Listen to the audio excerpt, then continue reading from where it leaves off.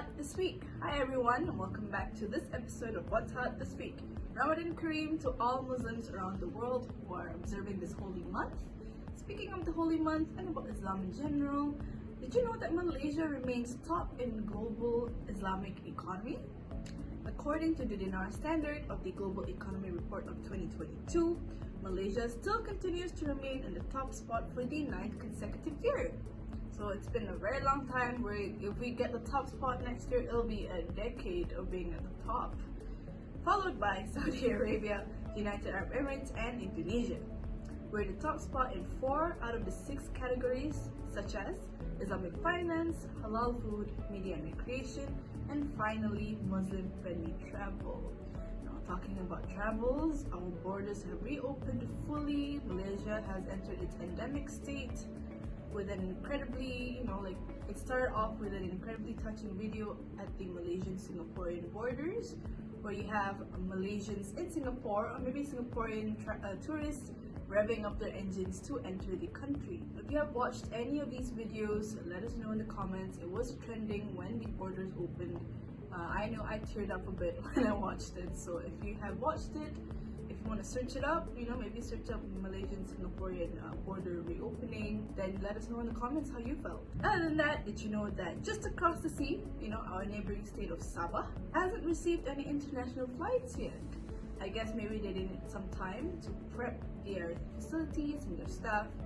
So they are starting their operations in receiving international flights starting next week from Singapore on April 16th.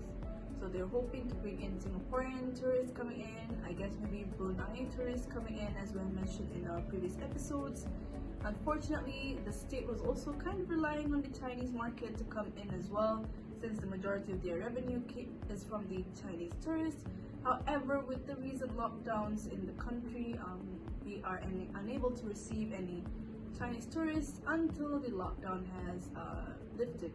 So this was quite a surprise for us when we were just searching news to watch, to read, and we found out that the lockdown came about due to the fast COVID spreading between one people to another in the population, despite the lack of symptoms with people. It's a surprise for us that we still have countries practicing lockdown measures while the rest of the world is opening up. Either way, we hope you guys in China are doing well. We hope Malaysians in China are doing well. I have read that delivery applications, the delivery apps are kind of congested at the moment because you guys are not allowed to go out even to do anything. Story I read from this guy who tried to order food for lunch, managed to get an order in at 6 p.m. So we hope you guys are doing well, you are well stocked up. So, recent news, aside from that, we have gotten approval from the European Union, the EU, recognizing our MySejahtera application, which is equal to its digital COVID certificate. This came into force on the 4th of April, which is just this Monday. So for Malaysians who are traveling to the EU, rejoice, you can probably download their app. I'm not sure what the process is for them. But again, for foreign tourists coming into Malaysia, you will still need to download the MySejahtera app. I guess you can input your digital certificate into the MySejahtera app since it is now recognized. So again, don't forget about the travel insurance. If you don't know what I'm talking about, you can just watch our previous videos, and we will see you next week. Don't forget to subscribe or like and share with your friends. We put in a lot of work. I read 6 articles for this.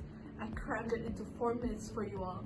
So please subscribe and share it with your friends. Thank you. See you next week.